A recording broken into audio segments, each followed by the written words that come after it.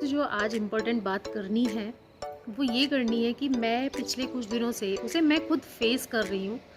मैं उस परिस्थिति से गुजर रही हूँ। मोड में इंसान मेरे साथ खड़ा है, ये आप देख सकते हैं। ये क्या खा रहे हैं? मूंगफली। आप देख सकते हैं। अब बताओ। अनगिनत, बेहिसाब, करतब, बाजीगरी, लालची। मेरे नाम का छाता उसके सर पे था, अब वो छाता उतरा है, तो अब वो बहुत सारी नई नई चीज़ें सीख रहा है, जो कुछ अच्छी भी हैं लेकिन कुछ चीज़ें बहुत गलत भी हो जाती हैं।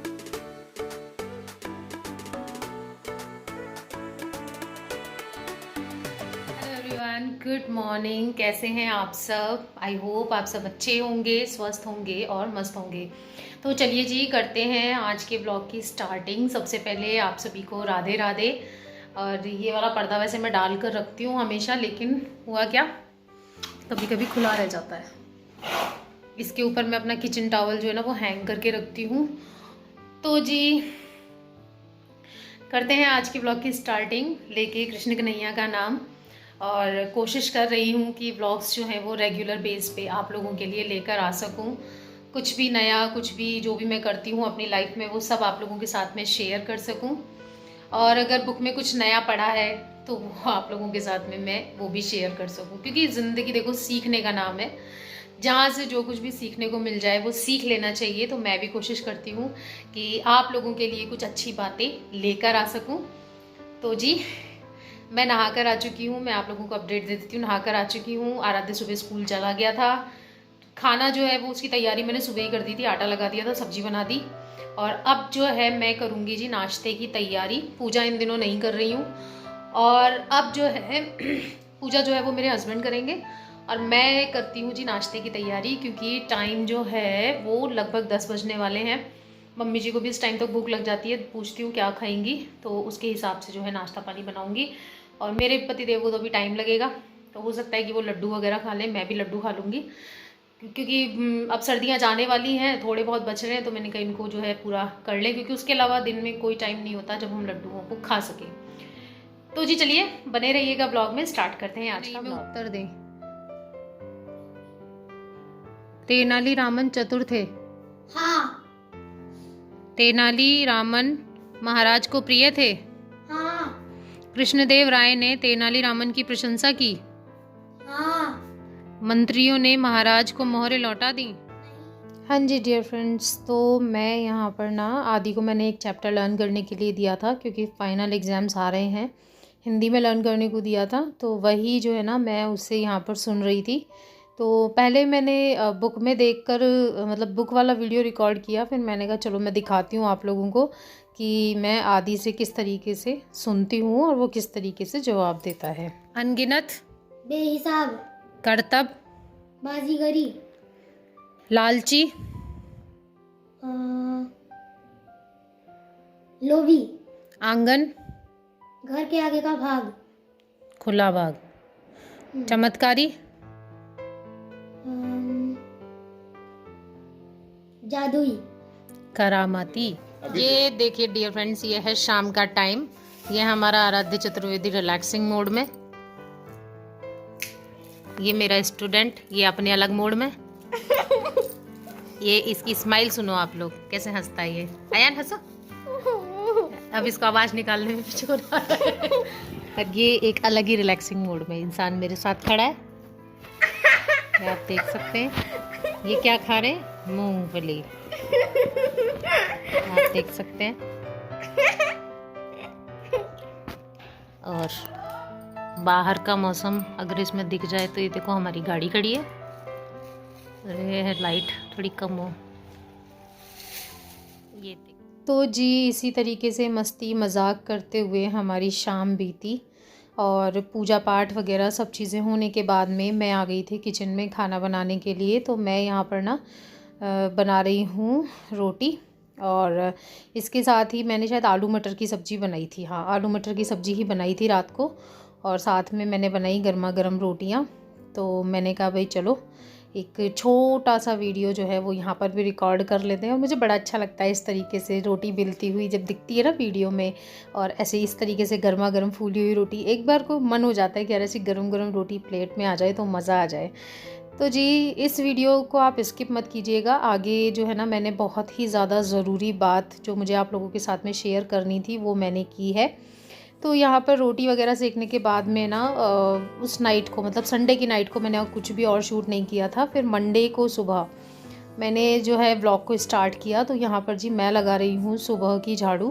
तो सुबह की झाड़ू में क्या है कि इस टाइम तक ना आदि स्कूल जा चुका है और उसका जो भी नाश्ता पानी बनाना होता है, उसका लंच बनाना होता है, वो सब हो चुका है। अंदर सब जगह से मैंने झाड़ू निकाल ली थी और ये बस अब मैं लास्ट हॉल के गेट के पास पहुंचने ही वाली हूँ झाड़ू लगाते लगाते। तो मैंने कहा चलो भैया थोड़ा सा जो है ना करते हैं काम वगैरह और नए दिन की शुरुआत। तो झाड़ू लगाते लगाते मेरे मन में विचार चल रहा था कि मुझे जो बात आप लोगों से करनी है वो किस तरीके से करनी है, क्या कहना है। मतलब होता है ना, बात को रिप्रेजेंट करने के लिए थोड़ा कुछ सोचना पड़ता है। तो और उसके बाद में जी झाड़ू लगाने के बाद में जो भी डेली रूटीन के काम होते हैं वो सब मैंने किए। और फिर ये है मेरा लंच। तो ये है साबूदाने का चीला जो मैंने बनाया था, और इसके अलावा ये जो है ना टमाटर और हरी मिर्च की सब्जी, और ये बूंदी का रायता, और साथ में है पराठे। तो चलिए अब मैं करती हूँ आप लोगों से बात। एवरीवन, तो जी आपको पता है आज मुझे वीडियो शूट करने के लिए छत पे आना पड़ा है। छत पर आकर बैठी हूँ मैं, और बैकग्राउंड पे मत जाइएगा पीछे ये लकड़ी के फंटे रखे हुए हैं। तो मैंने कहा जी, क्योंकि नीचे मैं बहुत देर से कोशिश कर रही थी कि नीचे बैठ के ही वीडियो शूट कर लेती हूँ, बट इधर उधर का जो शोर है वो मुझे अलाउड ही नहीं कर रहा था। और फिर मुझे आप लोगों से बहुत इम्पोर्टेंट बात करनी है।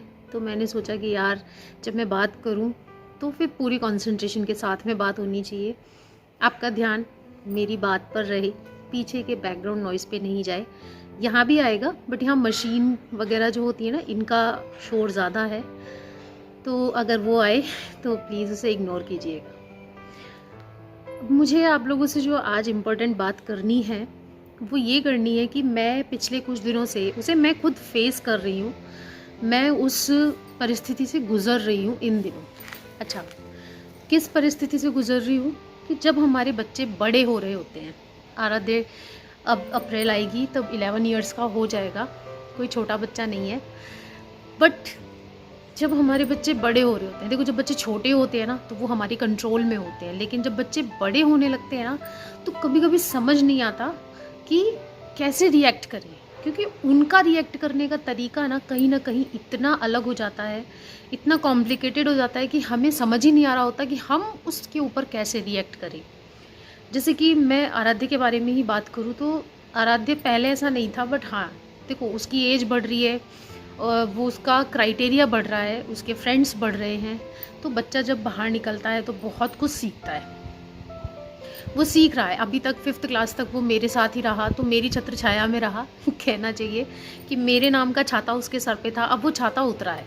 तो अब वो बहुत सारी नई नई चीज़ें सीख रहा है, जो कुछ अच्छी भी हैं लेकिन कुछ चीज़ें बहुत गलत भी हो जाती हैं। अब जैसे मैं बात करूं कि उसका बात करने का तरीका, मतलब उसका बात करने का तरीका लिटरली ऐसा हो गया है कि बहुत जल्दी हाइपर हो जाता है, गुस्सा बहुत जल्दी आ जाता है उसे। अब हम उसे कोशिश भी करते हैं समझाने की। देखो एज ए पेरेंट, कोई भी पेरेंट्स ऐसा नहीं होता कि पहली बार में ही बच्चे को चाटा मार दे, सब पहले प्यार से समझाते हैं। हम भी बोलते हैं बेटा थोड़ा आराम से बात करो, थोड़ा ठीक से बात करो, कोशिश करते हैं समझाने की। पर जब नहीं होता तो फिर गुस्सा आ जाता है, फिर गुस्सा आता है तो फिर हमें गुस्सा आता है। फिर जब हम गुस्सा करते हैं तो उसकी वजह से क्या होता है कि बच्चे का मेंटल स्टेट है ना वो ख़राब हो जाता है। अच्छा, जैसे अभी थोड़े दिन पहले की बात है, मैं बहुत ज़्यादा गुस्सा करने लग गई थी। देखो मैं अपनी खुद की आप बीती आप लोगों को बता रही हूँ। मैं खुद बहुत ज़्यादा गुस्सा करने लग गई थी, इतना गुस्सा कि मेरे को उसकी हर बात पे गुस्सा आने लग गया था। तो उसने मुझे एक दिन कह ही दिया कि मम्मा मुझे समझ नहीं आता कि मैं ऐसा भी क्या कर देता हूँ कि आप मेरी हर बात पे गुस्सा हो जाती हो, इतना ज़्यादा गुस्सा हो जाती हो। उसकी उस बात ने ना मुझे सच में सोचने पे मजबूर कर दिया कि उसका बिहेवियर चेंज हो रहा है या मेरा बिहेवियर चेंज हो रहा है। मैंने थोड़ा सोचा, दिमाग लगाया, तो बात तो यही है कि उसका बिहेवियर चेंज हो रहा है, इसलिए मेरा बिहेवियर चेंज हो रहा है। मुझे ये समझना पड़ेगा कि उसकी स्टेज बदल रही है। भाई मैं तो स्टेबल हो चुकी हूँ, है ना, क्योंकि हम तो बड़े हो चुके हैं। तो मेरे माइंड में ये आया कि यार उसके अकॉर्डिंग खुद को बदलना चाहिए। हमारे बढ़ते हुए बच्चों के साथ में हमें कभी भी दुर्व्यवहार नहीं करना चाहिए, मिसबिहेव नहीं करना चाहिए, ये मैंने सीखा। अब हम कोशिश करते हैं, मैंने उसी दिन से थोड़ा सा कोशिश स्टार्ट की और मैंने कंट्रोल भी किया है अपने गुस्से को ना, काफ़ी हद तक मैंने कंट्रोल कर लिया। मुझे पता है मैं एक ऐसी पर्सन रही हूँ जिसे ईज़िली गुस्सा नहीं आता है। मैं बहुत इस टाइप की लड़की हूँ, जो मेरे रिलेटिव्स हैं वो जानते हैं कि मुझे ईज़िली गुस्सा नहीं आता। इवन मैं खुद एक टीचर हूँ, टीचर्स को कितना गुस्सा आता है, बल्कि मेरे तो स्टूडेंट्स भी कहते थे कि मैम आप कभी गुस्सा ही नहीं करते। लेकिन पिछले कुछ टाइम से जब इसका बिहेव बदला मेरे बेटे का, तो मुझे थोड़ा सा पता नहीं क्यों इतना गुस्सा आने लग गया। तो और फिर जिस इंसान की जैसी नेचर नहीं होती है, फिर वो उस तरीके का काम करता है ना, तो बड़ी बेचैनी सी हो जाती है। मुझे भी बहुत बेचैनी रहने लग गई थी बीच में कि यार मैं इतना गुस्सा करती हूँ, मैं इतना गुस्सा करती हूँ, मैं क्यों करती हूँ इतना गुस्सा। मेरे मन में ऐसी थॉट्स आने लग गई थी।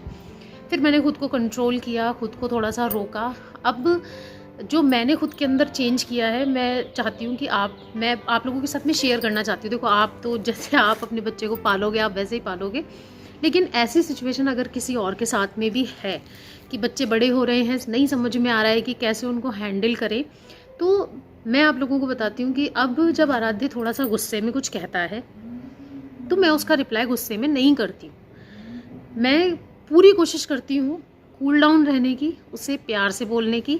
मैं उसे प्यार में, जैसे उसने गुस्सा किया, उसने मुझे गुस्से में बोला कि आपको समझ नहीं आ रहा, आपको ये नहीं, तो मैं उसको यही बोलती हूँ, बेटा आप किससे बात कर रहे हो। मैं इस तरीके से उससे बोलती हूँ, मैं आपको पता है आप किससे बात कर रहे हो।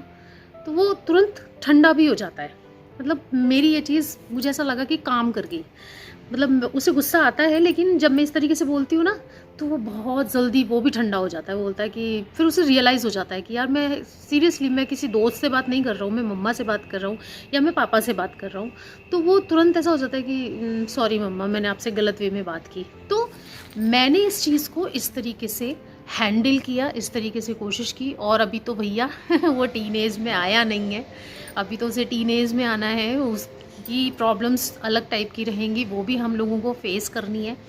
तो बस मेरा मन हुआ कि आप लोगों से मैं शेयर करूं कि बढ़ते हुए बच्चों के साथ में ना, सीरियसली इन बढ़ते हुए बच्चों के साथ में ना एक चीज़ और आप लोगों को ध्यान रखनी है, जो मैं भी रखने की कोशिश कर रही हूँ, कि अब ये बच्चे उस लेवल पे नहीं है कि आपने 10 लोगों के बीच में चांटा मार दिया और ये भुला देंगे, या आपने ज़ोर से चिल्ला दिया और ये भुला देंगे। नहीं, ये बच्चे बहुत एम्बैरेस फील करते हैं अगर आप इनके फ्रेंड्स के बीच में इनको कुछ भी कह देते हैं। तो मैं पूरी कोशिश करती हूँ, और मेरे हस्बैंड भी जो है वो इस चीज़ की पूरी कोशिश करते हैं कि हम उसके फ्रेंड्स के सामने उसे कुछ ना बोलें, उसे साइड में बुलाएं, साइड में बुलाकर उसे समझाएं।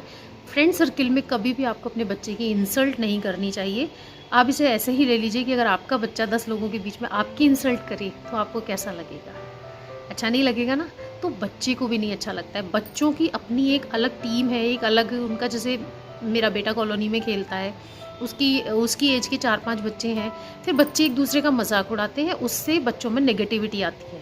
तो वो नेगेटिविटी उनमें ना आए, उसके लिए सबसे बड़ी चीज़ यही है कि आप उन 4-5 बच्चों के सामने अपने बच्चे को कभी भी इंसल्ट नहीं करें। लड़का हो लड़की हो कोई भी हो, उसे इंसल्ट नहीं करें। आपको जो समझाना है, जैसा समझाना है, आप उसे बुलाइए, आराम से इत्मीनान से बिठाइए, और उसके बाद में उससे बात कीजिए कि बेटा मुझे आपकी ये बात अच्छी नहीं लगी, आपको ऐसा नहीं करना चाहिए था। और हम आदि को ये भी समझाते हैं कि बेटा आप भी अपने फ्रेंड्स के सामने, या कोई भी 4 लोग अगर हैं, तो अपनी लिमिट्स नहीं भूलनी चाहिए। आपको कभी नहीं भूलना चाहिए कि आप किससे बात कर रहे हैं। आप अपने पेरेंट्स से बात कर रहे हैं, और पेरेंट्स से बात बहुत तरीके से करनी चाहिए। तो जी बस मेरे मन में ये बात आई थी, क्योंकि मैं इस फेज़ से गुजर रही थी, तो मुझे लगा कि हो सकता है कि कुछ ऐसी मॉमीज़ हों जो भी वो भी इस फेज़ से गुजर रही हूँ, और उन्हें नहीं समझ में आ रहा हो कि क्या करना है। तो जी मैंने आप लोगों को बता दिया, सिर्फ़ और सिर्फ सेल्फ़ कंट्रोल पे काम करना है। बच्चे को कंट्रोल करने की कोशिश ज़्यादा नहीं करनी है, उसे प्यार से समझाना है, क्योंकि उसे खुद नहीं समझ में आ रहा होता कि वो क्या कर रहा है क्या नहीं कर रहा है, क्योंकि वो बच्चा है। बट हम मैच्योर हैं, तो हम उसे समझा सकते हैं कि वो क्या सही कर रहा है, क्या गलत कर रहा है। तो जी ये वाला वीडियो जो है संडे और मंडे की अपडेट्स हैं, और ये जो वीडियो शूट कर रही हूँ ये मैं ट्यूसडे को कर रही हूँ, और ये वीडियो में भी शायद दोपहर तक आप लोगों के पास में पहुंच जाएगा। तो अगर आपको वीडियो अच्छी लगी हो तो वीडियो को एक लाइक देना बिल्कुल भी मत भूलिएगा। और मैं हमेशा आपसे कहती हूँ, आपके फ़ोन की मेमोरी नहीं भरेगी अगर आप मेरे चैनल को सब्सक्राइब कर लेंगे। अगर आज आप मेरे चैनल पर पहली बार आए हैं तो आप मेरे चैनल को सब्सक्राइब किए बिना बिल्कुल भी मत जाइएगा। मैं कोशिश करती हूँ कुछ अच्छी अच्छी बातें आप लोगों के साथ में शेयर करने की, कुछ सीखने की, कुछ सिखाने की। तो जी चलिए इस वाले वीडियो को यहीं पर कंप्लीट करते हैं। आई होप आप लोगों को अच्छा लगा होगा, और जो मेरे रेगुलर व्यूअर्स हैं बट वो सब्सक्राइब नहीं करते, उनसे भी हाथ जोड़कर रिक्वेस्ट है तहे दिल से कि चैनल को सब्सक्राइब ज़रूर करें। तो चलिए फिर से मिलूंगी आप लोगों से एक और इंटरेस्टिंग ब्लॉग के साथ में। तब तक के लिए bye bye, take care, stay healthy and love you all my YT family.